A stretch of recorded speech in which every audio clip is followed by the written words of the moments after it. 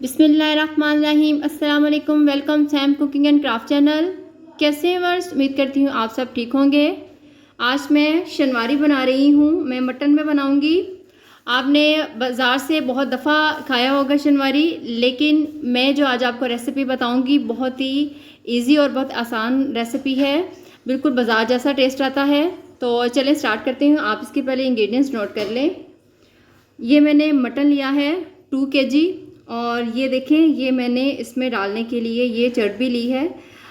इससे इसका टेस्ट बहुत अच्छा आता है। टेस्ट असल में शनवारी का इसी से बनता है। 5 से 6 अदद मैं ये टमाटर डालूंगी, मीडियम साइज़ के हैं।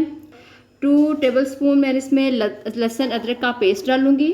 इसके स्पाइसेस हैं, 1/2 टेबलस्पून काली मिर्च का पाउडर है, 1 टीस्पून लाल मिर्च पाउडर, 1/2 टेबलस्पून ज़ीरा, 1 टीस्पून सूखा धनिया पाउडर है, 1/2 टीस्पून हल्दी पाउडर। तो चलें इसको मैं बनाना स्टार्ट करती हूँ। मैं आपको साबुत गरम मसाले बताना भूल गई थी।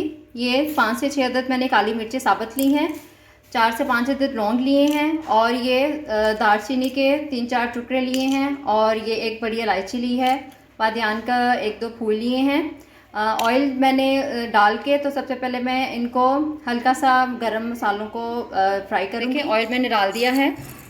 आप इसमें घी भी यूज़ कर सकते हैं, लेकिन मैंने इसमें ऑयल यूज़ किया है क्योंकि मैंने मटन की चर्बी भी ली है, जो उससे भी ऑलरेडी घी काफ़ी ऊपर आ जाता है।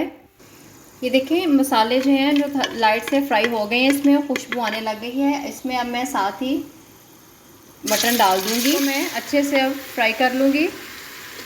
अब मैं इसमें साथ 1 चम्मच भर के सॉल्ट डाल दूँगी, और साथ इसमें लहसुन अदरक का पेस्ट भी डाल दूँगी। मैं ऑयल में इसको भुनाई करूँगी इसकी, और उसके बाद फिर मैं इसमें पानी डाल के और टमाटर डाल के गलने के लिए रख दूँगी। बाकी तमाम मसाला जात जब भी गोश्त गल जाएगा फिर मैं ऐड करूँगी। इसमें देखें इसने गोश्त ने काफ़ी पानी छोड़ दिया है। अब मैं ये टमाटर जो हैं इस तरह इसमें डाल दूँगी।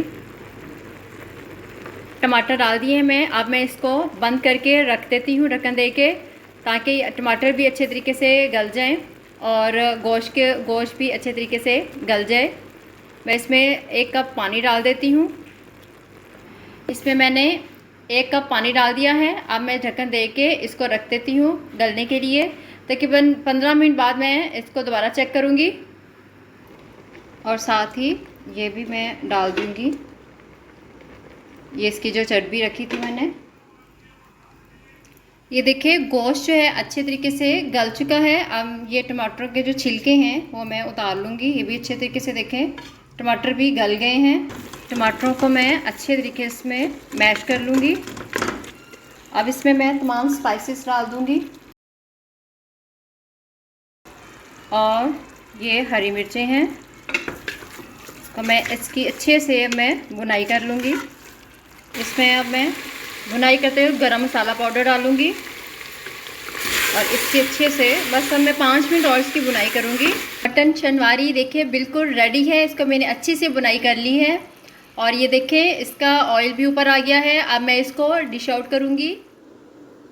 ये देखें मज़ेदार शनवारी बिल्कुल रेडी है। अब मैं इसके ऊपर हरी मिर्चों से और अदरक से गार्निश करूँगी इसको।